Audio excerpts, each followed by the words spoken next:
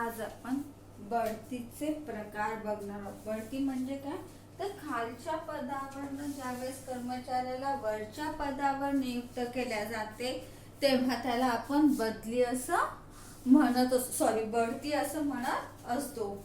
बढतीचे प्रामुख्याने दोन प्रकार आहेत, एक म्हणजे क्षैतिज बढती आणि दुसरं म्हणजे उदग्र बढती। आता क्षैतिज बढती म्हणजे काय की कर्मचाऱ्याचे काम तेच राहतं, कामामध्ये बदल होत नाही, परंतु त्याला वरचं पद दिलं जातं आणि त्याच्या वेतनामध्ये वाढ होते, तेव्हा त्याला आपण क्षैतिज बढती असं म्हणतो। जसं आपण म्हणू ज्युनियर क्लर्क सिनियर क्लर्क म्हणून बढती भेटलेली आहे, त्याचं प्रमोशन झालेलं आहे, तर दोघांच्या कामामध्ये विशेष फरक पडत नाही, दोघांची कामं एकसारखीच असतात, परंतु ज्युनियर क्लर्क आणि सिनियर क्लर्कची जी वेतन श्रेणी आहे या दोघांमध्ये काय फरक आहे, त्यामुळे त्या कर्मचाऱ्याचा पगार वाढतो, त्याला अधिकार मिळतात आणि त्याच्या जबाबदारी वाढतात, परंतु त्याच्या कामाच्या स्वरूपामध्ये बदल होत नाही, त्याच्या कामाचं स्वरूप जसंच्या तसंच राहतं, तेव्हा त्याला आपण क्षैतिज बदली असं म्हणतो। तर त्याच्या मध्ये उदग्र बदली म्हणजे काय, ज्यावेळेस कर्मचाऱ्याची बढती, उदग्र बढती म्हणजे काय, तर ज्यावेळेस कर्मचाऱ्याच्या कामामध्ये एकदम फरक पडतो आणि त्याच्या कामाचं स्वरूप बदलतं, त्याच्या जबाबदाऱ्या वाढतात, त्याला अधिकार दिले जातात, त्याची वेतन श्रेणी वाढते, तेव्हा त्याला आपण उदग्र बढती असं म्हणत असतो। जसं एखादा क्लर्क आहे, सिनियर क्लर्क आहे आणि त्याचा व्यवस्थापकाच्या पदावर नियुक्ती झाली, तर क्लर्कचं सिनियर क्लर्कचं जे कामकाज आहे ते आणि व्यवस्थापकाचं जे कामकाज आहे या दोघांमध्ये खूप मोठ्या प्रमाणात फरक आहे, तफावत आहे, दोघांचीही कामं वेगवेगळी आहे, दोघांच्या जबाबदाऱ्या आणि अधिकार हे सुद्धा वेगवेगळे आहेत। मग अशा वेळेस ज्यावेळेस कर्मचाऱ्याला बढती देत असताना त्याच्या कामापासून वेगळ्या कामावर त्याची नियुक्ती केल्या जाते, तेव्हा त्याला आपण उदग्र बढती असं म्हणत असतो। या दोन्ही बदल्यांमध्ये कर्मचाऱ्यांचं कामाचं स्वरूप वेगवेगळं राहतं, जसं क्षैतिज बढतीमध्ये कामाचं स्वरूप तेच असतं, तर उदग्र बढतीमध्ये कामाचं स्वरूप बदलत असतं। त्यानंतर बढतीचे धोरण म्हणजे एखाद्याला प्रमोशन दिलं जात असेल तर त्याचं धोरण काय असावं, बेस काय असावं, कुठल्या निर्णयाने किंवा कुठल्या तुम्ही काय म्हणू त्याला कुठल्या नियमानुसार तुम्ही बढती देता हे बघणं अत्यंत आवश्यक आहे, त्यालाच म्हणू बढतीचे धोरण। प्रत्येक कंपनी वाईज प्रत्येक याच्याप्रमाणे बढतीचे धोरण हे वेगवेगळं असू शकतं, प्रत्येक ठिकाणी एकाच नियमानुसार कर्मचाऱ्यांना बढती दिल्या जात नाही, तर त्या कंपनीचं जे स्वरूप असेल, त्या कंपनीचं एकूण जे काही पद्धत असेल कामकाजाची, त्या पद्धतीनुसार कंपनी आपल्या बढतीचं धोरण निश्चित करत असते। याच्यामध्ये सर्वसाधारणपणे सगळ्यात पहिलं म्हणजे कर्मचाऱ्यांची ज्येष्ठता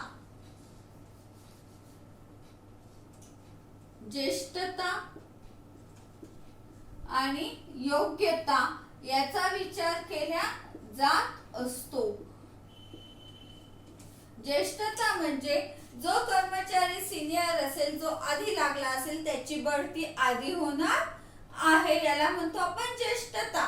ज्याचं काम जो सिनियर आहे त्याची बढती आधी होणार, याला म्हणतात ज्येष्ठतेनुसार बढतीचं धोरण। त्याचबरोबर योग्यता सुद्धा विचारात घेतल्या जात असते, एखाद्या व्यक्तीची बढती करत असताना, तिला प्रमोशन देत असताना ती त्या पदासाठी योग्य आहे किंवा नाही याचा सुद्धा विचार केला जात असतो। या दोन्ही गोष्टींचा विचार करूनच कार्यालयामध्ये किंवा कुठेही बढती म्हणजेच प्रमोशन दिल्या जात असतं. दुसरं महत्वाचं म्हणजे कर्मचाऱ्यांच्या प्रगतीला वाव व मनोबल उंच राहावे या म्हणून योग्य व्यक्तीची बढती.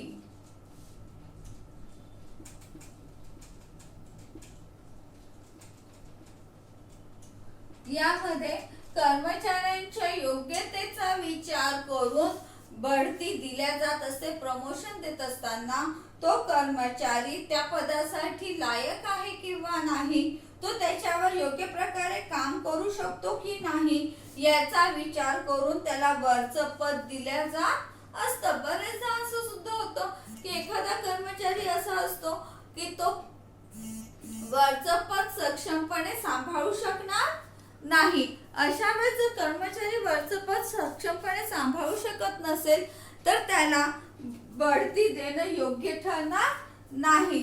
त्या व्यक्तीची जबाबदारी घेण्याची योग्यता, निर्णय क्षमता या गोष्टींचा विचार करून योग्य व्यक्तीची बढती केल्या जात असते. ज्येष्ठतेनुसारच त्या व्यक्तीची योग्यता देखील आवश्यक असते.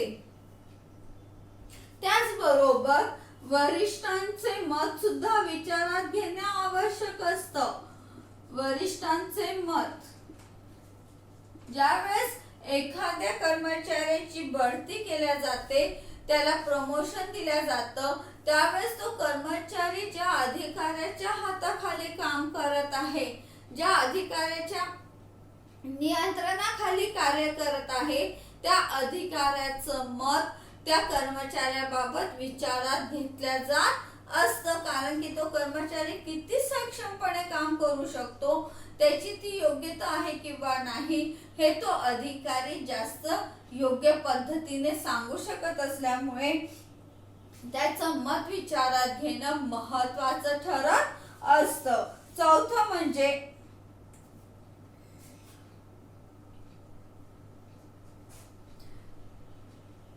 कर्मचाऱ्याला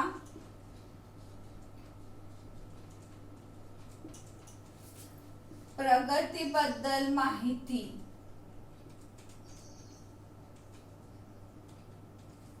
ज्यावेळेस कर्मचाऱ्याची नियुक्ती केल्या जात असते त्यावेळेस त्या कर्मचाऱ्याला तो कुठल्या पदापर्यंत त्याला बढती भेटू शकते, तो किती लिमिट पर्यंत आपली प्रगती या कार्यालयामध्ये संस्थेमध्ये करू शकतो याबद्दलची स्पष्ट जाणीव किंवा माहिती त्या कर्मचाऱ्याला दिलेली असली पाहिजे.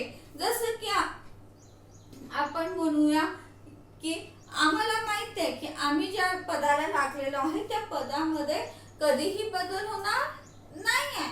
आमची जी नोकरी आहे ती आम्ही कितीही वर्ष नोकरी केली तरी आमच्या कार्यामध्ये पदामध्ये बदल होणार नाही आहे. याची जाणीव आम्हाला ज्यावेळेस आम्ही नोकरी स्वीकारली त्याच वेळेस आम्हाला स्पष्टपणे माहिती होती. परंतु त्याच वेळेस जर आपण विचार केला तर सिनियर कॉलेजचा विचार केला तर सिनियर कॉलेजच्या लेक्चरला प्रिन्सिपल या पदापर्यंत बढती भेटत असते. सिनियर क्लर्क आहे, त्यानंतर प्राध्यापक आहे, सहाय्यक प्राध्यापक आहे, असे त्याचे टप्पे आहेत आणि हे टप्पे पार करत करत ती व्यक्ती प्रिन्सिपल या पदापर्यंत जाऊ शकतो. त्याच्या तिथपर्यंत त्याची मर्यादा आहे. ही जाणीव नोकरी करत असताना प्रत्येक व्यक्तीला नोकरी स्वीकारत असतानाच माहित असणं आवश्यक आहे की आपण जास्तीत जास्त कुठल्या उच्च पदापर्यंत पोहोचू शकतो. ही कल्पना त्या कर्मचाऱ्यांना असणं अत्यंत आवश्यक आहे. त्याचबरोबर सगळ्यात महत्वाचं म्हणजे ज्यावेळेस बढती दिल्या जाते त्यावेळेस कर्मचाऱ्यांमध्ये पक्षपात होता कामा नये. पाचवा आणि सगळ्यात महत्वाचं म्हणजे पक्षपात होता कामा नये. पक्षपात होता कामा नये म्हणजे काय? पार्शलिटी आपल्याला शब्द माहिती आहे. पक्षपात होता कामा नये. ज्यावेळेस कर्मचाऱ्यांची बढती केल्या जात असते त्यावेळेस तो ज्या अधिकाऱ्याच्या हाताखाली कार्यरत आहे त्या अधिकाऱ्याचं मत विचारात घेतल्या जात असतं. त्यामुळे साहजिकच त्या अधिकाऱ्याच्या मताला एक विशिष्ट महत्त्व प्राप्त होत असतं. ज्या वेळेस बढतीचा प्रश्न येतो त्यावेळेस त्या अधिकाऱ्याने किंवा कोणीही पक्षपातीपणे निर्णय घेऊ नये. म्हणजे हा माझ्या जवळचा आहे आणि तो दूरचा आहे, याला माझ्या जवळच्या व्यक्तीला बढती भेटली पाहिजे, याचे माझे संबंध चांगले आहेत, तो माझ्याशी कधीतरी वाईट वागला होता म्हणून त्याला बढती द्यायची नाही, हा चांगला बोलतो म्हणून याला बढती द्यायची आहे, अशा प्रकारे पक्षपाती धोरण ठेवता कामा नये. तर तो त्या कामासाठी लायक आहे, लायबल आहे, तो काम करण्याच्या योग्यतेचा आहे का, याच गोष्टीचा विचार करून बढती द्यायला पाहिजे. हे सगळ्यात महत्वाचं आहे. नाहीतर बरेचदा पक्षपात होण्याची शक्यता मोठ्या प्रमाणावर असते. म्हणजेच काय म्हणून आपण त्याला योग्यता नसतानाही एखादी व्यक्ती केवळ जवळची आहे म्हणून तिला वरच्या पदावर वरचं पद दिल्या जाऊ शकतं. हे झाले आपले बढतीचे प्रकार आणि बढतीचे धोरण. त्यानंतरचा मुद्दा आहे आपला बदली. बदली म्हणजे काय? पुढचा मुद्दा आहे आपला बदली. बदली म्हणजे काय? काही काही शब्द आपल्याला सहजतेने माहित असतात, ते इंग्लिश शब्द. जसं आपण बढतीला प्रमोशन म्हटलं की आपल्याला पटकन लक्षात येतं, तसंच बदलीला आपण काय म्हणतो? ट्रान्सफर. ट्रान्सफर म्हणजे बदली. अनेक उपक्रमांमध्ये किंवा व्यवसायामध्ये वेगवेगळे विभाग असतात आणि या प्रत्येक विभाग हे एकमेकांशी संबंधित असतात. ज्या वेळेस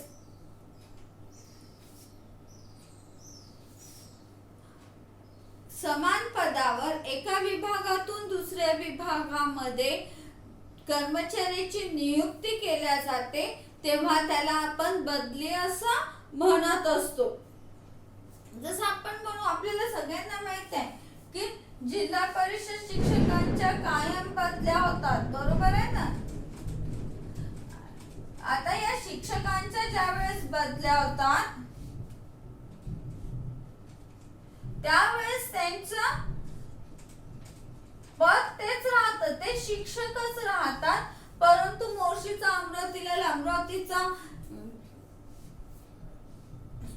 अमरावतीचा चांदूर बाजारला जाईल, चांदूर बाजारचा मेळघाट मध्ये जाईल, अशा त्यांच्या बदल्या होत असल्या तरीही त्यांचं पद आणि कार्य कसं असतं? समान असतं. त्याच्यामध्ये कुठल्याही प्रकारचा बदल होत नाही, तेव्हा त्याला बदली असं म्हणतात. मग ती एका विभागातून दुसऱ्या विभागातही असू शकते. ज्यावेळेस आपण व्यवसायाचा विचार करतो तो व्यवसायामध्ये अनेक विभाग असतात. खरेदी विभाग आहे, विक्री विभाग आहे, व्यवस्थापन विभाग आहे, असे अनेक प्रकारचे विभाग असतात. मग खरेदी विभागातून त्याच पदावर विक्री विभागात बदली केली, तिथून व्यवस्थापक पदावर बदली केलेली आहे. ते ही बदली कशी झाली? त्याचं काम तेच आहे, फक्त विभाग बदललेला आहे, तेव्हा त्याला आपण काय म्हणतो? बदली असं म्हणत असतो. बदलीमुळे त्याच्या पगारामध्ये, काम करण्याच्या पद्धतीमध्ये, जबाबदारी आणि अधिकार यामध्ये कुठल्याही प्रकारचा फरक पडत नाही. फक्त त्याची जागा बदललेली असते, काम करण्याची जागा, कार्य करण्याची जागा बदललेली असते, तेव्हा त्याला आपण बदली असं म्हणत असतो. बदलीचा आधार काय आहे? आधार म्हणजे कुठल्या बेसवर कर्मचाऱ्यांच्या बदल्या केल्या जातात, नक्की कुठल्या कारणास्तव कर्मचाऱ्यांच्या बदल्या केल्या जातात? तर सगळ्यात महत्वाचं म्हणजे कर्मचाऱ्यांना अनुभव प्राप्त होण्यासाठी.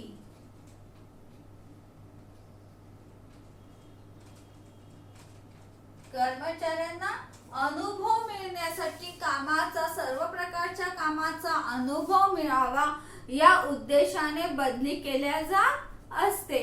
सर्वसाधारणपणे समजा तुम्ही सगळेजण बँकेमध्ये जात असता, बरोबर आहे ना.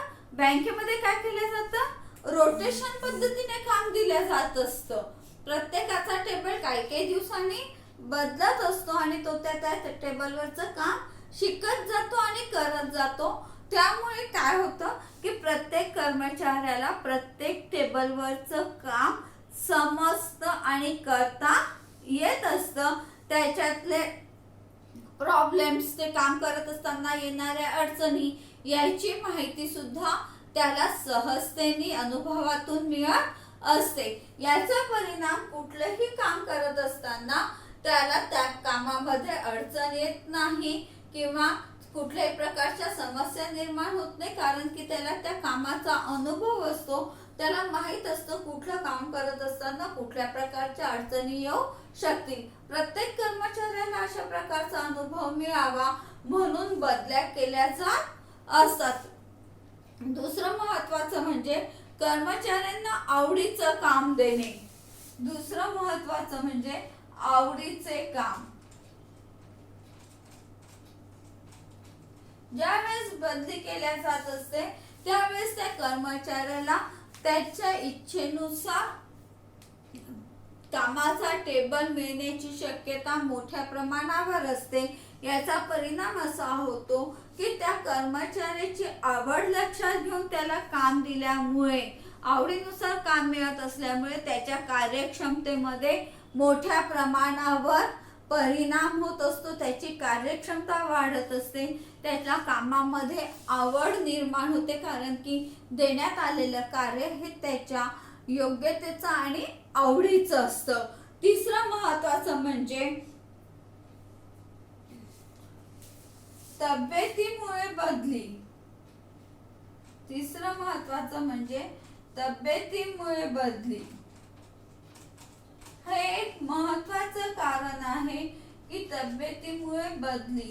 अनेकदा कर्मचाऱ्यांचं जसं आपण बघितलेलं आहे आता की अमरावतीचा चिखलदऱ्याला सुद्धा बदलून जाऊ शकतो, मोर्शीलाही जाऊ शकतो, चांदूर बाजारलाही जाऊ शकतो, परतवाड्यालाही जाऊ शकतो. म्हणजे जवळपास अमरावती पासून तर मेळघाट पर्यंत कुठेही त्याची अमरावती जिल्ह्यामध्ये बदली होऊ शकते. आता या जर आपण विचार केला नुसता अमरावती जिल्ह्याचा, तरी प्रत्येक ठिकाणचं वातावरण हे वेगवेगळं आहे. प्रत्येक ठिकाणचं वातावरण वेगळं आहे आणि प्रत्येक वेळेस कर्मचाऱ्याला हे वातावरण सूट होईलच असं नाही. याचा परिणाम असा होतो की अनेकदा तिथलं वातावरण सूट न झाल्यामुळे कर्मचाऱ्याची तब्येत बिघडण्याची शक्यता मोठ्या प्रमाणावर असते. असं होऊ नये म्हणून कर्मचाऱ्याची जर तब्येतीची तक्रार असेल तर त्याला सूट होईल, त्याला चांगलं वाटेल, त्याच्या तब्येतीवर वाईट परिणाम होणार नाही अशा वातावरणामध्ये त्याची बदली केल्या जात असते. केवळ तब्येत खराब आहे म्हणून लगेच नोकरीवरनं काढून टाकले जात नाही. तर त्यांनी त्याचा मेडिकल बॅकग्राऊंड दिलेलं असेल, मेडिकल सर्टिफिकेट दिलेलं असेल आणि तशी तो मागणी करत असेल तर या मागणीनुसार सुद्धा त्याची बदली केल्या जात असते. त्यानंतर महत्वाचं म्हणजे सगळ्यात महत्वाचं म्हणजे धोरणाची अंमलबजावणी.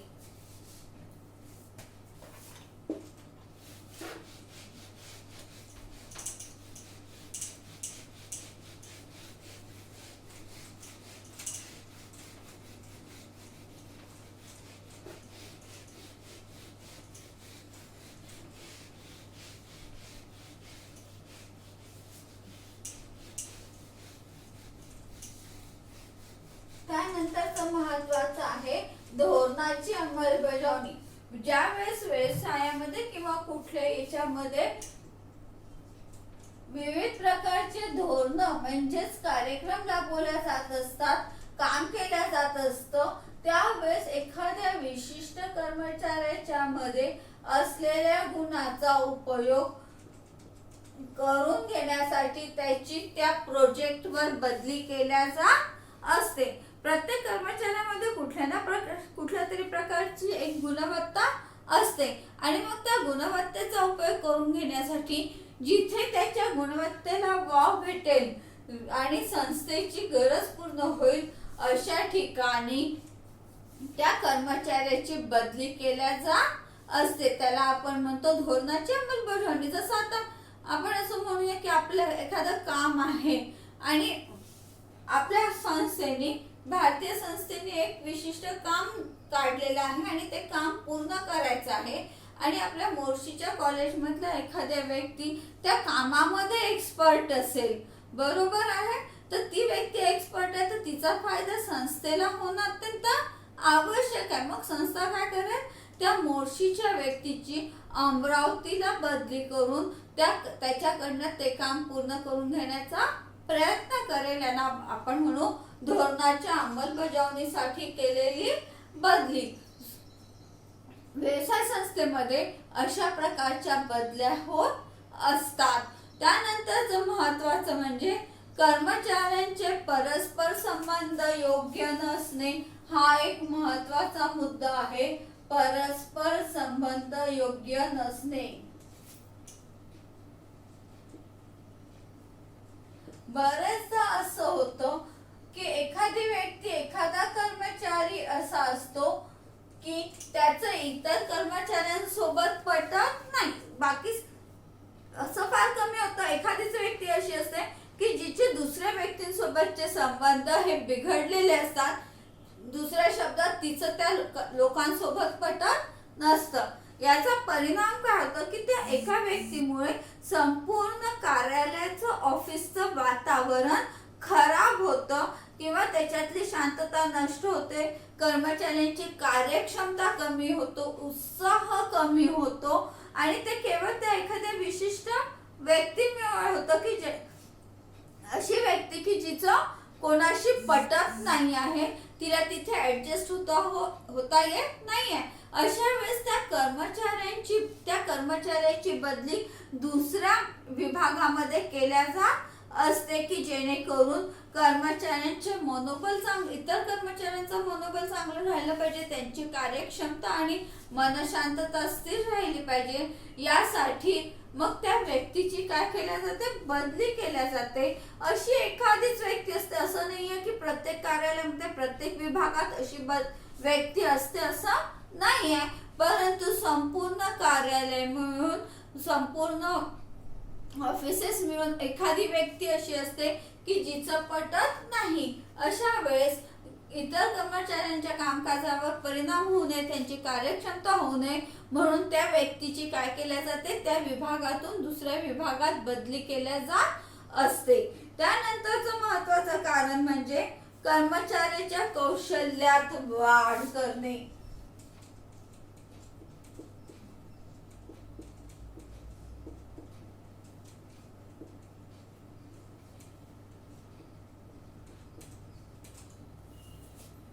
कौशल्यात वाढ करणं म्हणजे काय, एखादी व्यक्ती एक्सपर्ट असते, बरोबर आहे ना, मग त्या व्यक्तीला त्या कामाची आवडही असते आणि ती त्यातली तज्ञही असते. अशा वेळेस त्या व्यक्तीच्या कौशल्यामध्ये अजून जर वाढ करण्यात आली तर त्याचा उपयोग कार्यालयाला किंवा व्यवस्थापकाला मोठ्या प्रमाणावर होऊ शकत असतो. जसं आपण म्हणू की एक ज्युनियर क्लर्क आहे, बरोबर आहे, परंतु त्याचं अकाउंट ठेवण्याचं नॉलेज हे खूप चांगलं आहे. तो त्याच्यामध्ये एक्सपर्ट झालेला आहे. त्याने सगळे बारकावे शिकून घेतलेले आहे आणि तो काय झाला, त्याच्यातला तज्ञ झालेला आहे, एक्सपर्ट झालेला आहे. आता जर त्या व्यक्तीला वर्षानुवर्ष ज्युनियर क्लर्क म्हणूनच काम करायला लावलं तर काय होणार आहे, त्या व्यक्तीचं कौशल्य तिथे थांबून जाणार आहे, त्याची प्रगती होणार नाहीये. मग अशा वेळेस त्या व्यक्तीची प्रगती करण्यासाठी तिला त्या ज्युनियर क्लर्क वरनं प्रमोशन म्हणण्यापेक्षा संस्थेच्या दुसऱ्या एखाद्या पदावर नेल्या जातं की जिथे तिच्या कौशल्याचा मोठ्या प्रमाणावर उपयोग होईल आणि तिच्या कौशल्यामध्ये सुद्धा वाढ होईल. अशी तिची नियुक्ती अशा पदावर, अशा ठिकाणी तिची नियुक्ती केल्या जाते. तेव्हा त्याला आपण बदली असं म्हणतो. जसं आपण मगाशी बघितलेलं आहे की मोर्शीच्या व्यक्तीला आपण अमरावतीला आणलेला आहे कारण की तो त्या कामामध्ये एक्सपर्ट आहे, बरोबर आहे ना. अमरावतीला काम सुरू आहे, आपण त्या व्यक्तीला आपण आणलं त्याच्या आपले चांगल्या प्रकारची अंमलबजावणी व्हावी म्हणून. पण त्यासोबतच काय झालेलं आहे, त्या व्यक्तीला त्याच्या आवडीचं काम मिळाल्यामुळे त्याच्या कौशल्यामध्ये, ते काम करण्याच्या कौशल्यामध्ये सुद्धा काय झालेली आपोआप वाढ झालेली आहे. त्या व्यक्तीच्या मनामध्ये एक आत्मविश्वास निर्माण होतो की जे काम मला आवडत आहे आणि जे मी चांगल्या पद्धतीने करू शकतो, त्याच्या गुणवत्तेची किंमत समोरच्या व्यक्तीला, अधिकाऱ्याला आहे ही जाणीव त्याला होते. म्हणून आपोआपच त्याच्या कौशल्यामध्ये काय होत जाते, वाढ होत जाते. त्यानंतरचं महत्वाचं म्हणजे कर्मचाऱ्याने स्वतःहून मागणी केल्यास.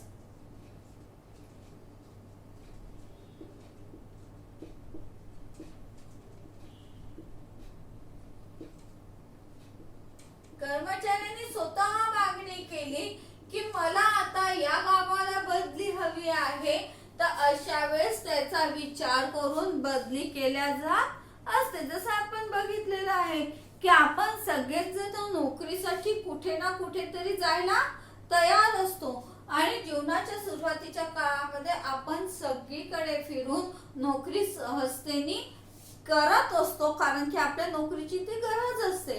परंतु मग एका विशिष्ट एज नंतर किंवा एका विशिष्ट वयोमर्यादेनंतर कर्मचाऱ्यांना तो जिथे आहे तिथलं वातावरण सूट होत नाही, त्याची तब्येत खराब व्हायला लागतात किंवा त्याच्या कौटुंबिक जबाबदाऱ्या वाढलेल्या असतात आणि त्यामुळे त्याला इतरत्र न राहता आपल्या होम टाउनला, म्हणजे त्याचं मूळ गाव आहे, तिथेच नोकरी करण्याची इच्छा होत असते किंवा तिथेची आवश्यकता असते किंवा त्या होम टाउनच्या जवळपासच्या गावामध्ये त्याला बदली हवी असते. जसं आज अमरावतीचा आहे, तो एकदम नागपूर, पुणे, नाशिक कुठेतरी गेलेला आहे, त्याची बदली झालेली आहे, तो काम करत आहे.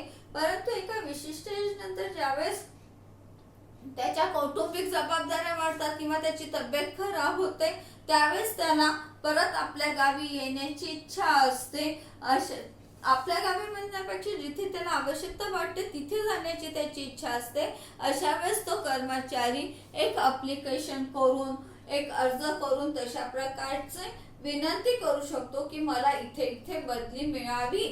ज्यावेळेस ते पद निघेल त्यावेळेस त्या कर्मचाऱ्याची बदली तिथे केल्या जात असते. त्यानंतरचं म्हणजे एकाच पदावर दीर्घकाळ, म्हणजे एक व्यक्ती एकाच पदावर जर खूप काळापर्यंत कार्यरत असेल तर बरेचदा त्या व्यक्तीची तिथून बदली केल्या जात असते. कारण की असं होतं की एक व्यक्ती एकाच पदावर कार्यरत असेल तर तिथे ती काय म्हणू आपण, तिला तिथली सगळी माहिती असते आणि अशा वेळेस ती आपल्याला तिथले मेन व्यक्ती समजायला लागते. असं होऊ नये, तर अशा वेळेस ती स्वतःला तिथली महत्वाची व्यक्ती समजू लागली असेल तर अशा वेळेस त्या व्यक्तीची बदली केल्या जात असते. दीर्घकाळ कोणालाही एकाच ठिकाणी एकाच कार्यावर ठेवल्या जात नाही, कारण की अशा वेळेस त्या व्यक्तीचे तिथे संबंध निर्माण होतात आणि संबंध निर्माण झाले की त्याचा परिणाम तिच्या कार्यावर देखील होत असल्यामुळे दीर्घकाळ जर एखादी व्यक्ती एकाच ठिकाणी कार्य करत असेल तर तिची तिथे बदली केल्या जाते. आणि नंतर सगळ्यात महत्वाचं म्हणजे व्यवसायाचा विस्तार केल्यास किंवा विभागाचा विस्तार केल्यास. जर विभागाचा विस्तार केला असेल, विभाग वाढवला असेल, त्याच्यामध्ये अशा वेळेस विस्तार केला असेल म्हणजेच विभाग वाढवला असेल, त्याचं स्वरूप मोठ्या प्रमाणावर केलेलं असेल तर जुन्या लोकांच्या कार्याचा फायदा मिळावा याच्यासाठी या व्यक्तींची बदली केल्या जात असते. जसं आपण म्हणू की अमरावतीला एक शाखा आहे, अमरावतीला मेन शाखा आहे आणि इथे कार्यरत कर्मचारी आहे. आता एक आपली शाखा चांदूर बाजारला काढली तर अशा वेळेस काय होतं की चांदूर बाजारला जर सगळेच नवीन कर्मचारी नियुक्त केले गेले तर तिथे संस्थेची घडी बसायला, संस्थेला स्थिर व्हायला वेळ लागतो. अशा वेळेस अमरावतीच्या काही कर्मचाऱ्यांची बदली चांदूर बाजारला केल्या जाते. साहजिकच अनुभवी कर्मचारी चांदूर बाजारला गेल्यामुळे तिथल्या ऑफिसचं कामकाज हे लगेच सुरळीतपणे सुरू होण्यास मदत होते. हे झाले आपले बदलीचे